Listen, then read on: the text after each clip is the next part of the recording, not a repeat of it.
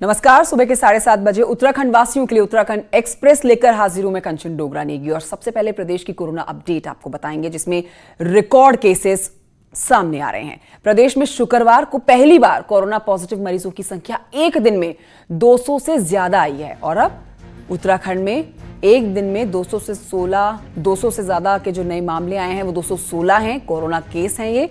और राज्य में कोरोना मरीजों की संख्या अब हो जाती है 716। देहरादून में 71 हैं, पौड़ी में 5 ये नए आए हुए मामले हैं। उत्तरकाशी में 4 केस, अल्मोड़ा में 21, नैनीताल में 84 नए मामले सामने आए हैं। तो राज्य में अब 700 का आंकड़ा पार कर चुकी है कोरोना संक्रमित लोगों की संख्या। 716 हो जाती है कोरोना मरीजों की संख्या, जिसमें तेजी से रिकवर भी कर रहे हैं लोग, लेकिन ये मामले धुआंधार तरीके से बढ़ते हुए प्रदेश सरकार की चिंता बढ़ा रहे हैं। तो कल सबसे ज्यादा रिकॉर्ड तोड़ कोरोना के मरीजों की संख्या सामने आई, 200 से ज्यादा मामले। दोपहर तक 100 से ज्यादा मामले थे और शाम होते होते 200 से ज्यादा मामले हो गए।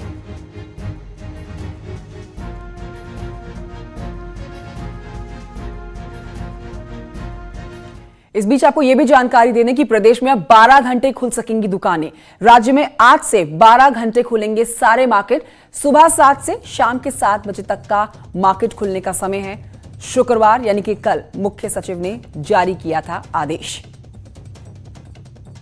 तो छोटे उद्यमियों के लिए, दुकानदारों के लिए यह सरकार का बड़ा फैसला कि अब गिरती हुई अर्थव्यवस्था को संभालने के लिए, लोगों की रोजी रोटी बनाए रखने के लिए 12 घंटे दुकानें खुलने के आदेश दे दिए गए हैं। कल इस बात को ऑफिशियल किया गया और अब आज सुबह 7 बजे से शाम के 7 बजे तक उत्तराखंड में मार्केट खुलने वाली है। ये वही मार्केट है जहां पर कभी रौनक देखने को मिला करती थी और कोरोना संक्रमण के चलते ये दुकानें पिछले कई दिनों से बंद थी। खुलने की जो इनको अनुमति मिल रही थी, कभी 5 घंटे तो कभी 7 घंटे, लेकिन अब जो फैसला लिया गया है वो 12 घंटे का हो गया है। दीपांकर भट्ट मेरे सहयोगी और जानकारी के साथ हमारे साथ जुड़ गए हैं। दीपांकर भट्ट, एक तरफ तो मार्केट 12 घंटे तक के लिए खोल दी गई है, सुबह 7 से शाम के 7 बजे तक, और दूसरी तरफ जो कल रिकॉर्ड तोड़ मामले दर्ज किए हैं 200 के पार और हम 700 के ऊपर जा चुके हैं।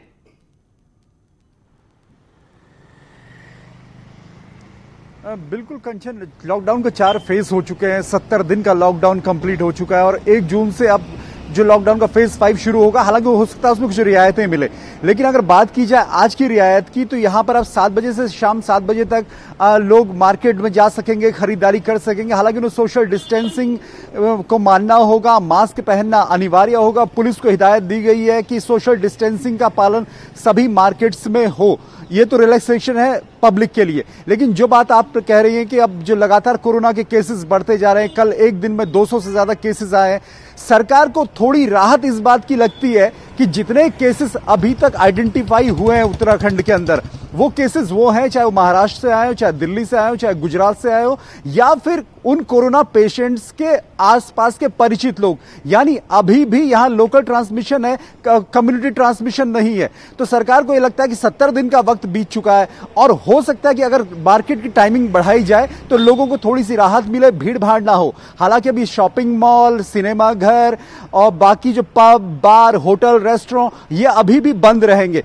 1 जून से हो सकता है जो 5वीं गाइडलाइंस आएंगी गृह मंत्रालय भारत सरकार की, उसमें और रियायतें मिले। अगर राज्य के ऊपर छोड़ा जाएगा तो राज्य फिर धार्मिक स्थल खोलने की इजाजत राज्य को मिल सकती है और तमाम बातें हो सकती हैं। लेकिन हाँ, ये जरूर है कि अगर दूसरे राज्यों में रियायतें मिली, दूसरे राज्यों में स्थितियां ठीक रही। सरकार का जो बयान कल मदन कौशिक जो बात कह रहे थे कि उत्तराखंड में बाहर से जिन लोगों को लौटना था वो मैक्सिमम लोगों की वापसी हो चुकी है, अब आने वाले लोगों का नंबर कम होगा। तब सरकार के लिए चुनौती यह है कि जो लोग यहां पहुंच चुके हैं उनको ढंग से क्वारंटीन किया जाए, उनको ढंग से आइसोलेट किया जाए ताकि कम्युनिटी ट्रांसफर ना हो। तो अब लोगों की जिम्मेदारी है और सरकार की भी जिम्मेदारी, दोनों की जिम्मेदारी ये बनती है कि आप कम्युनिटी ट्रांसफर से कोरोना के बचें। दीपांकर, सरकार जो कह रही है कि ज्यादातर प्रवासी जो है प्रदेश वापस आ चुके हैं, लेकिन इस बीच एक सवाल ये भी उठता है कि 12 घंटे के लिए दुकानें खोलने के आदेश दिए गए हैं सुबह 7 से शाम के 7 बजे तक। जब यहाँ पर भारी भीड़ आएगी, बड़ी मात्रा में शॉपिंग करने के लिए लोग निकलेंगे अपने घरों से बाहर, तो सोशल डिस्टेंसिंग का पालन इनसे कैसे कराया जाएगा? इसके क्या बंदोबस्त हैं? क्या गाइडलाइंस इसके लिए जारी की गई हैं? मुख्यमंत्री ने गुरुवार शाम में जो बैठक की थी अपने आवास में, उसमें मुख्य सचिव, डीजीपी, तमाम बड़े आला अधिकारी मौजूद थे। उसमें मुख्यमंत्री ने साफ तौर पर डीजीपी को निर्देश दिए हैं कि पुलिस इस बात का खास ध्यान रखे हर जगह पर कि सोशल डिस्टेंसिंग का पालन हो। लेकिन आपकी बात बिल्कुल सही है कि इतना बड़ा हमारे पास तंत्र नहीं है पुलिस का कि हर एक व्यक्ति पर नजर रखी जाए। तो ऐसे में अब पब्लिक की खुद की जिम्मेदारी बड़ी हो जाएगी कि आप खुद को बचाते हुए चलें और भीड़ भाड़ से फिलहाल बचें। और पुलिस आप पर नजर जरूर रखेगी। आप पर आपदा एक्ट के तहत, आप पर महामारी एक्ट के तहत कार्रवाई हो सकती है अगर कहीं पर सोशल डिस्टेंसिंग का पालन नहीं होता है। लेकिन फिर वही बात कि पुलिस इतनी नहीं है कि आप हर एक व्यक्ति पर नजर रख पाए, इसलिए आपकी भी जिम्मेदारी बनेगी कि आप मार्केट में भीड़ भाड़ से बचें। कंचन, आप मार्केट में ही खड़े हुए हैं दीपांकर इस समय, और 7 तो बज चुके हैं आज सुबह के, तो आप क्या हलचल देख पा रहे हैं? मार्केट खुलना शुरू हो गई होगी, दुकानदारों के चेहरे पर कुछ राहत महसूस हो रही है कि उनको चलो 12 घंटे अब दुकान खोलने की अनुमति मिल चुकी है?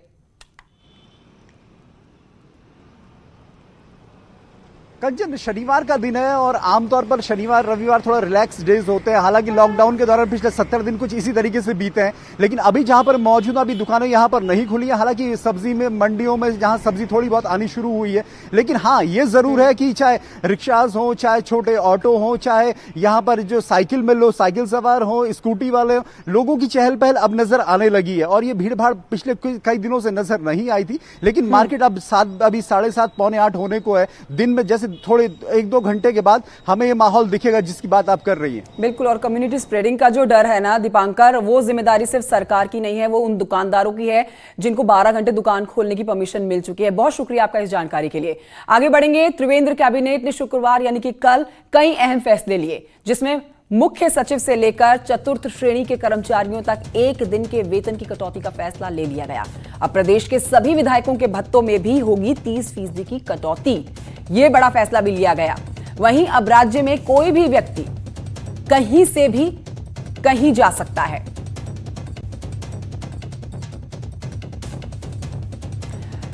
तो एक जगह से दूसरी जगह जाने के लिए, एक डिस्ट्रिक्ट से दूसरी डिस्ट्रिक्ट जाने के लिए पहले अंदर परमिशन लेनी पड़ रही थी, लेकिन अब उसमें भी छूट दी गई है। साथ ही ये भी बताएं कि आपको वेतन में कटौती भी की गई है। तमाम ये बड़े फैसले कल की कैबिनेट बैठक के बाद लिए गए हैं। चतुर्थ श्रेणी के कर्मचारियों तक 1 दिन का वेतन जो है वो आने वाले कुछ महीनों तक कटना शुरू हो जाएगा। साथ ही 30% विधायकों के भत्तों में भी कटौती का फैसला कल ले लिया गया। बढ़ रहे हैं आगे, बड़ी खबर आपको बता रहे हैं। सरकारी कर्मचारियों की 1 दिन की सैलरी कटेगी। कई महीनों की सैलरी से भी कटेगा 1 दिन का वेतन। तो आपको जानकारी दे रहे हैं, ये बड़ा फैसला कल लिया गया है।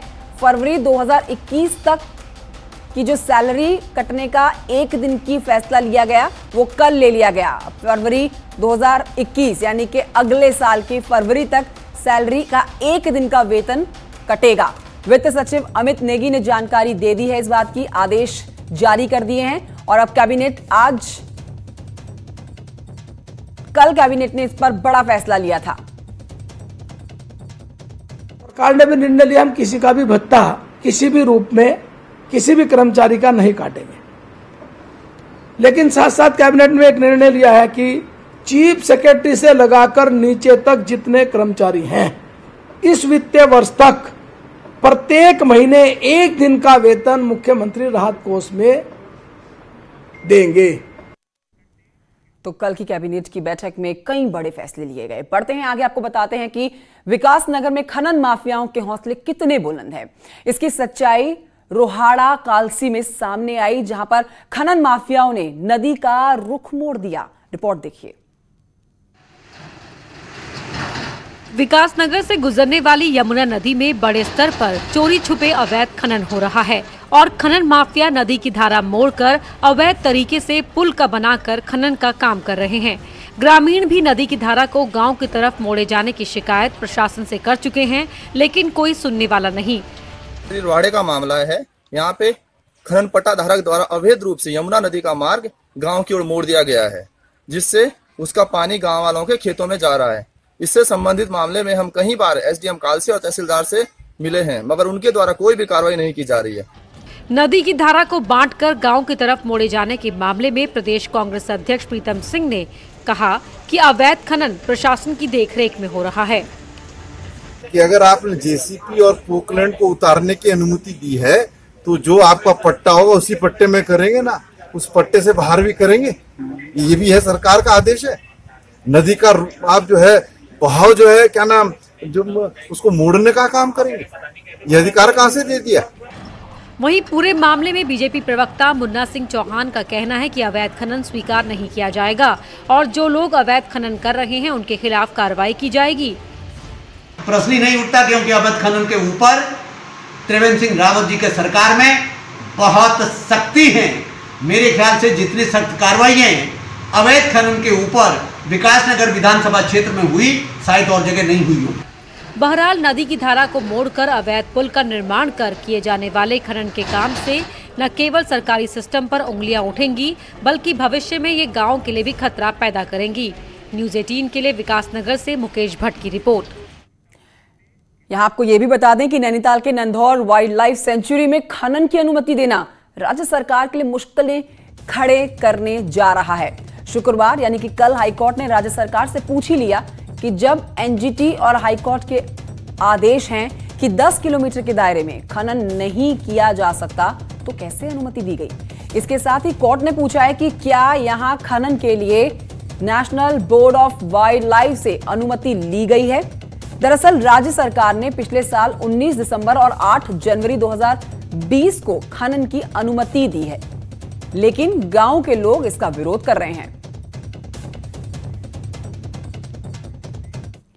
आगे बढ़ रहे हैं, नैनीताल से बड़ी खबर आ रही है, वो आपको बताएं, जहां पर हाईकोर्ट ने प्रवासियों के मामले में रेलवे के डिवीजन मैनेजर को पक्षकार बनाया है। कोर्ट ने रेलवे से कहा है कि हर दिन आने जाने वालों की डिटेल साझा की जाए, तो वहीं प्रवासियों के खाने पीने की व्यवस्था भी की जाए। कोर्ट ने 3 जून तक कोर्ट में जवाब दाखिल करने के आदेश दिए हैं। राज्य सरकार की खाली लौट रही बसों को लेकर प्रचार प्रसार करने की बात भी कही गई है, जिससे लोगों को इसका फायदा मिल सके।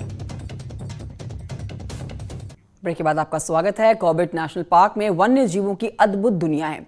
यहां इसे देखने हर साल लाखों पर्यटक पहुंचते हैं, लेकिन लॉकडाउन की वजह से पर्यटकों की आवाजाही नहीं होने से वन्यजीव शांत वातावरण में अपनी जिंदगी गुजार रहे हैं। रिपोर्ट देखिए। कॉर्बेट टाइगर रिजर्व बाघों का गढ़ माना जाता है। 1288 किलोमीटर में फैले इस टाइगर रिजर्व में 250 बाघ हैं। इसके क्षेत्रफल के हिसाब से यहाँ प्रति 5 किलोमीटर में एक बाघ पाया जाता है। वहीं इन बाघों को देखने देश विदेश से लाखों लोग यहाँ पहुँचते हैं, लेकिन लॉकडाउन के चलते कॉर्बेट में इन दिनों मानव दखल बिल्कुल नहीं है। कॉर्बेट में बाघ, तेंदुआ, हाथी, भालू, 4 प्रजाति के हिरणों के साथ ही करीब 600 प्रजाति के पक्षी भी हैं। जब से कोविड-19 की वजह से पार्क में पर्यटन बंद है, वन्यजीव निर्बाध घूम रहे हैं। उसके जो दूसरा हमने पहलू देखा, जो वन्यजीवों के साथ साथ पक्षियों की तादाद काफ़ी बढ़ गई है। डिस्टर्बेंस कम हुआ है। जो हमारे बाहर पेरिफेरी के जानवर थे उनको नेचुरली डिस्टर्बेंस कम हुआ है, तो उनको बहुत फायदा हुआ। वहीं पर्यटकों की आवाजाही नहीं होने के कारण अब वन्यजीव बिना किसी डिस्टर्बेंस के कॉरिडोर का सुगमता से प्रयोग कर रहे हैं। जो हमारे कॉरिडोर्स एरिया हैं वहाँ पे व्हीकल का मूवमेंट कम हो जाने के कारण बड़ी संख्या में वाइल्ड लाइफ जो है फ्रीली मूव कर रहे हैं। लॉकडाउन ने भले ही इंसान के लिए कई मुश्किलें खड़ी की हों, लेकिन वन्यजीवों को इससे बड़ी राहत मिली है। कॉर्बेट नेशनल पार्क मिड मार्च से कोरोना महामारी के चलते पर्यटकों के लिए बंद कर दिया गया, जिसके बाद यहाँ पर्यटकों की आवाजाही बिल्कुल बंद हो गई। मार्च से लेके जून तक के महीने में यहाँ प्रतिमाह 50,000 पर्यटक आते थे, लेकिन इन दिनों में पर्यटकों के नहीं आने से इसका पूरा लाभ प्रकृति को दिखाई दे रहा है और इसके साथ ही वन्यजीव इसका पूरा मजा लेते हुए नजर आ रहे हैं। जो वन्यजीव इन दिनों में देखने में आता था कि झाड़ियों के अंदर छिपे रहते थे, वो इस बीच में खुले में आकर के और साथ में सड़कों पर भी वो विचरण करते हुए दिखाई दे रहे हैं। Govind Patni, news 18, Corbett national park, Ramnagar. Bharat ने चीन और नेपाल सीमा से सटे हुए लिपुलेख तक सीधा रास्ता तैयार कर लिया। सामरिक नजरिए से अहम लिपुलेख दर्रे तक भारत की पहुंच होने पर ड्रैगन के साथ साथ नेपाल भी परेशान है।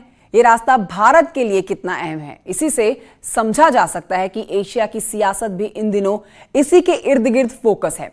आपका चैनल न्यूज़ 18 देश का पहला ऐसा चैनल है जो लिपुलेख दर्रे तक पहुंचा।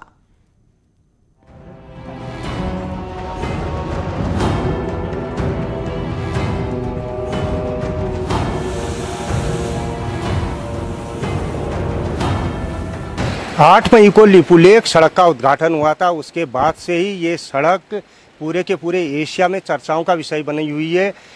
चीन सीमा को जोड़ने वाली ये सड़क भारत के लिए सामरिक नज़रिए से तो महत्वपूर्ण है ही। कैलाश मानसरोवर यात्रा भारत चीन व्यापार के लिए भी ये खासी अहम है। इसके अलावा जो बॉर्डर में रहने वाले इंडियन हैं उनके लिए भी ये सड़क खासी मायने रखती है।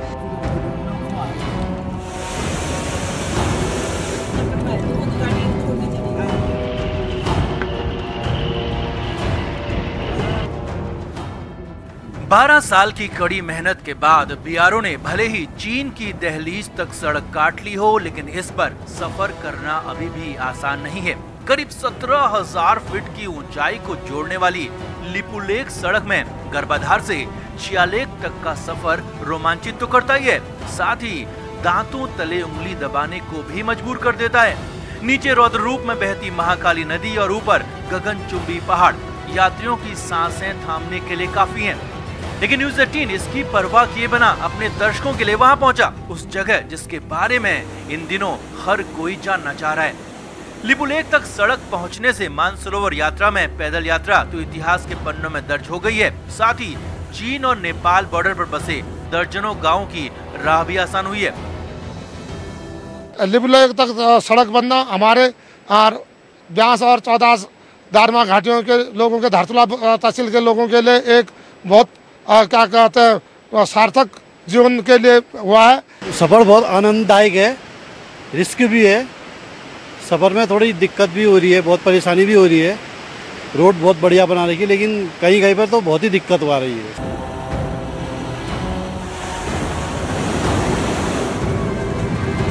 लिपुलेख पहुंचने के लिए सबसे खतरनाक है छियालेख की चढ़ाई। 3,350 मीटर की ऊंचाई पर बसे छियालेख को पार कर ही गुंजी तक पहुंचा जा सकता है। गुंजी भारतीय सुरक्षा तंत्र का केंद्र बिंदु है। गुंजी के बाद न्यूज़ 18 वहां पहुंचा जिसकी चर्चा इन दिनों जमकर हो रही है। जी हां, वो जगह है काला पानी, जो भारत और नेपाल के बीच दशकों से विवाद का केंद्र रहा है। जबकि 1955 से ही काला पानी में भारतीय सुरक्षा एजेंसियां सरहद की रक्षा में तैनात हैं। माना यह जाता है हमेशा से कि काली नदी का स्रोत काला पानी है, लेकिन नेपाल ये कहता है कि काली नदी का स्रोत काला पानी न होकर के लिम्पियाधुरा से निकलने वाली एक दूसरी जलधारा है जिसको कुटी यांगटी कहते हैं। नेपाल हमारा मित्र राष्ट्र है जो आज काला पानी की बात कर रहे हैं, लेकिन मुझे उम्मीद है कि बहुत जल्दी हमारी जो यहाँ बेटी बुआरी का रिश्ता है उस रिश्ते को कायम रखते हुए, अपनी पुरानी मित्रता को देखते हुए यह स्थिति सामान्य होगी। काला पानी के बाद सफर शुरू होता है नाभिढांग का, जहां ओम पर्वत के ठीक दाईं ओर भारत, नेपाल और चीन का ट्राई जंक्शन है। इससे महज कुछ दूरी पर बर्फ से पटा लिपुलेख, वो लिपुलेख जिस पर नेपाल अपना दावा कर जता रहा है। जहां तक हिंदुस्तान की पहुंच होने पर ड्रैगन भी बौखलाया है, लेकिन भारत ने इसकी परवाह नहीं की। उसे चिंता है तो सिर्फ अपने सीमा के प्रहरियों और बॉर्डर पर सदियों से रहने वाले भारतीयों की। चीन और नेपाल बॉर्डर पे सटे लिपुलेख का सफ़र जो हमने शुरू किया था उसके अंतिम पड़ाव में हम लोग हैं। अभी हम लोग नाभिढांग में मौजूद हैं। तकरीबन 16,500 फीट की ऊंचाई पर ये मौजूद है और नाभिढांग से लिपुलेख की दूरी तकरीबन 5 किलोमीटर है और किन्हीं कारणों से अभी वहाँ आम आदमी की आवाजाही नहीं हो पा रही है। तो जो कठिन सफ़र पिथौरागढ़ से नेटवर्क 18 ने शुरू किया था उसका समापन नाभिढांग में हो गया है। विजयवर्धन उप्रेती, न्यूज़ 18, नाभिढांग, पिथौरागढ़। बड़ी खबर आपको बताएं, राज्य में अब बगैर पास कर सकेंगे ट्रैवल। एक जगह से अगर दूसरी जगह जाना है राज्य में तो पास की जरूरत नहीं है कहीं जाने से पहले, लेकिन आपको सिर्फ ऑनलाइन रजिस्ट्रेशन कराना होगा।